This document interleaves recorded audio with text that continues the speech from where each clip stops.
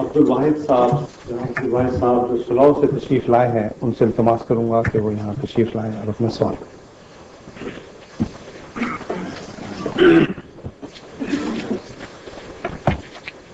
السلام علیکم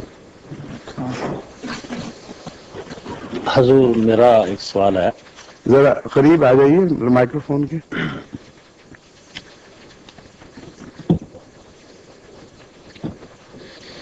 جو اسلام اللہ رب العزت نے وحی کے ذریعے حضور نبی کریم صلی اللہ علیہ وآلہ وسلم تک پہنچایا، ہمارا یقین ہے کہ وہی اسلام حضور نبی کریم صلی اللہ علیہ وآلہ وسلم نے آگے پہنچا دیا. اب ہم تک جو اسلام پہنچا ہے وہ براہ راست حضور نبی کریم صلی اللہ علیہ وآلہ وسلم کے وسیلے سے نہیں پہنچا، مختلف ایجنسیوں کے ذریعے ہم تک پہنچا، جس میں صحابہ کرام یا دیگر جو تابعین ہیں ان کا کردار ہے. اگر یہ اسلام وہی ہم تک جو رسول اللہ صلی اللہ علیہ وآلہ وسلم کو اللہ تعالیٰ کی طرف سے ملا تھا، اگر یہ وہی اسلام جو آج جس پر ہم گامزن ہیں اگر وہی ہے تو پھر اس میں اختلافات کیوں ہیں، وہ فرقے کیوں ہیں؟ اگر وہ نہیں ہے. میں سمجھ گیا ہوں بات آپ کی. آپ کا جو سوال ہے وہ کچھ مزید واضح کرنا چاہیے. آپ نے جو فرمایا نا کہ براہ راست ہمیں نہیں پہنچا، تو اب 1400 سال تو ہو چکے ہیں، براہ راست آپ کو کیسے پہنچ سکتا تھا؟ بے شک یہ سلسلہ بہ سلسلہ بات آگے بڑھتی ہے. صرف یہ دیکھا جاتا ہے کہ اس دوران جب کہ بات مختلف زمانوں میں مختلف لوگوں کی وساطت سے آگے بڑھی، اس میں انسانی عمل دخل تو نہیں ہو گیا کہیں؟ یہ ہے صرف سوال جو اٹھتا ہے. لیکن وہ کتاب جو حضرت صلی اللہ علیہ وآلہ وسلم کے زمانے ہی میں تحریر میں آ گئی اور جس پر کثرت سے دوسرے گواہ بھی بن گئے، حفظ بھی کروائی گئی، اور کثرت سے صحابہ حفاظ پیدا ہوئے کہ ایک موقع پر ایک ہی اس میں سریہ میں 70 حفاظ قرآن شہید ہوئے تھے. جس کا مطلب یہ ہے کہ اس وقت رسول اللہ صلی اللہ علیہ وسلم کے زمانے میں صرف تحریر پر اکتفا نہیں کی جاتی تھی، بلکہ کثرت کے ساتھ قرآن حفظ کرنے کا رواج تھا. جب حضرت عثمان رضی اللہ تعالیٰ عنہ نے یہ دیکھا کہ بعض قبیلے اپنی قرات میں قرآن کریم کو کچھ اختلاف سے پڑھ رہے ہیں، تو اس وقت آپ نے جو تحریریں تھیں ان کو اکٹھا کروایا اور حفاظ کی گواہیاں ساتھ لگائیں. اور چونکہ اس زمانے میں اعراب نہیں لگا کرتے تھے، زیر زبر پیش وغیرہ، اس لیے اس کی ضرورت پیش آئی کہ حفاظ کی مدد سے قرآن کریم کی قرات کے متعلق قطعی طور پر فیصلہ کر لیا جائے. یہ وہ قرات تھی جس کو حضرت صلی اللہ علیہ وسلم کی تائید حاصل تھی. یعنی آپ نے جس طرح جبرائیل سے سنا وہ اس طرح تھا. اس کو مصحف عثمان کہا جاتا ہے.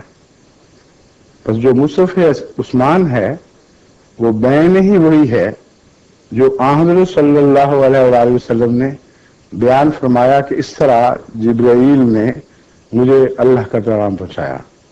سمجھ گئے ہیں؟ اس لیے جو واسطے پڑے ہیں بعد میں، وہ واسطے صرف ایسے ہیں جیسے ایک کتاب کی ری پرنٹ ہو رہے ہوں، اور ری پرنٹ کے واسطے چاہے لاکھ ہو جائیں اس سے فرق ہی نہیں پڑتا، اصل اسی طرح رہتا ہے. اب رہا اختلاف کا مسئلہ، تو قرآن کریم کے متعلق جو اس وقت امت میں اختلاف پائے جاتے ہیں، ان اختلافات کی بنیاد اس بات پر نہیں ہے کہ بعض کہتے ہیں قرآن کریم یہ ہے اور بعض کہتے ہیں وہ ہے. ان اختلافات کی بنیاد انہی آیات پر جن کو سب قرآن کی آیات تسلیم کرتے ہیں ان کے معنی سمجھنے میں ہے. اور معنی سمجھنے کا اختلاف جو ہے یہ ایک سلسلہ جاری رہتا ہے. یہ تو صرف الہی کلام سے نہیں، دنیا میں مصنفین کے کلام سے بھی ان کی وفات کے بعد، شعراء کے کلام سے ان کی وفات کے بعد اختلاف شروع ہو جاتا ہے کہ ان کا یہ مطلب تھا، یہ مطلب تھا۔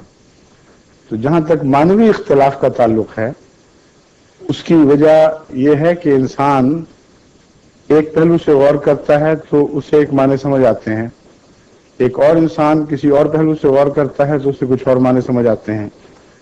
یہ اختلافات جو ہیں یہ اعتقادی یا فہم کے اختلافات سے تعلق رکھتے ہیں۔ کچھ اختلافات ہیں فقہی، ان کا قرآن کی آیات کے اختلاف یا سمجھنے کے اختلاف سے زیادہ ان روایات سے تعلق ہے جو حضرت صلی اللہ علیہ وآلہ وسلم کی طرز عبادت اور اسلام کو سمجھنے کے بعد اس کی تشریحات سے تعلق رکھتی تھیں۔ وہ بھی ایک وسیع مضمون ہے کہ وہ کیوں اختلاف پیدا ہوئے۔ بس یہ لازم تھا کہ محمد رسول اللہ صلی اللہ علیہ وآلہ وسلم کے وصال کے بعد جو وقت گزرتا امت میں کچھ اختلاف ضرور پیدا ہوتے، قرآن کی تبدیلی کی وجہ سے نہیں بلکہ اس کو سمجھنے کے اختلاف کی وجہ سے یا اعمال بجا لانے کی طرز کے تعلق میں۔ یہ وہ اختلافات ہیں جو رفتہ رفتہ ہر صدی آگے بڑھ سکتے تھے اور بڑھتے رہے، لیکن ان کے حل کے طور پر حضرت اقدس محمد رسول اللہ صلی اللہ علیہ وسلم کو خوشخبری دی گئی کہ ہر صدی کے سر پر اللہ تعالیٰ ایسے مجدد کو مبعوث فرمائے گا جو دین کو ان لوگوں کے لیے عصر نو تازہ اور پاک اور صاف کر کے دکھائے گا۔ چنانچہ تمام اہم امور پر جن میں اختلاف کچھ سنگین ہوتے نظر آتے تھے، مجددین نے بہت بڑی خدمت سر انجام دی ہے، اور ہر صدی پر کسی نہ کسی ایسی اعتقادی غلطی کے تعلق میں مجددین نے بڑی غیر معمولی خدمت سر انجام دی، اور اس طرح اسلام کو پاک اور صاف رکھنے میں مجددیت نے ایک بہت بڑا کردار ادا کیا۔ جو اختلافات آج آپ دیکھ رہے ہیں یہ اور نوعیت کے اختلاف ہیں، ان کا اس تاریخی تدریجی عمل سے تعلق نہیں ہے۔ یہ وہ اختلافات ہیں جن کا تعلق تقویٰ کی کمی سے ہے۔ جو اختلافات دیانتداری سے ہوں، ایک زاویے سے مضمون کو دیکھنے سے یا دوسرے زاویے کو سے دیکھنے سے ہوں، ان اختلافات سے کوئی نقصان نہیں پہنچا کرتا، بلکہ انسانی ذہن ترقی کرتا ہے اور اختلافی مسائل میں جو مشق ہوتی ہے اس سے نئے نئے گوشے سامنے آتے ہیں۔ چنانچہ اس کی مثال آپ نے دیکھنی ہو تو مفسرین کی اکثر بحثیں ایسی ہیں جن میں اختلاف کے باوجود فساد نہیں ہے۔ بڑی بڑی عظیم کتابیں لکھی گئی ہیں۔ حضرت امام راضی کی جو تفسیر کبیر ہے وہ تفسیر کی مضمون میں حرف آخر سے سمجھی جاتی ہے، اور کثرت سے وہ اختلافات کا ذکر فرماتے ہیں، لیکن ان اختلافات کے نتیجے میں عقل سیکل ہوتی ہے، امکانات ابھرتے ہیں سامنے، لیکن فساد پیدا نہیں ہوتا۔ آپ کو جو اختلاف تکلیف دہ محسوس ہو رہا ہے وہ آج امت کا ایسا اختلاف ہے جس نے امت کو پارا پارا کر دیا ہے، جس نے ملی وحدت کو توڑ دیا ہے، اور اختلاف وہ ہے جو دراریں بن گیا ہے۔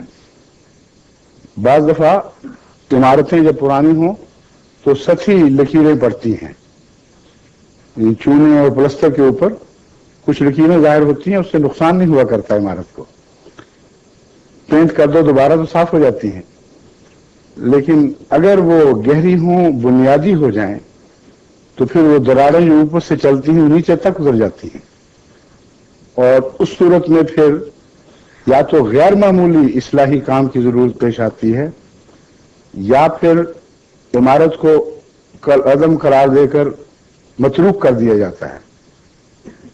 یہ جو اختلاف ہے اس قسم کا، یہ پہلی امتوں میں ہمیں ملا تبھی شریعتیں بدلی، لیکن قرآن کریم نے یہ خوشخبری دی کہ قرآن کریم کی تعلیم چونکہ بذات خود محفوظ رہے گی، اس لیے ایسا اختلاف دائمی طور پر امت میں پیدا نہیں ہوگا جو قرآن کو متروک کرنے پر مجبور کرے۔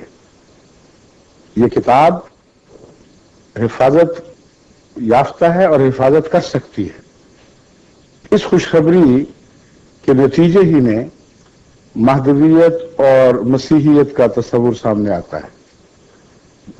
ایک عرصے تک امام جو مجددین تھے وہ اختلافات کا حل کرتے رہے، لیکن جب ایسی نوعیت آ گئی کہ مسلمان سے ایسے لڑ پڑا گویا ایک امت کا جز نہیں رہے، تو یہ قطعی بات ہے کہ یہ اختلاف بنیاد کو پھاڑ نہیں سکا۔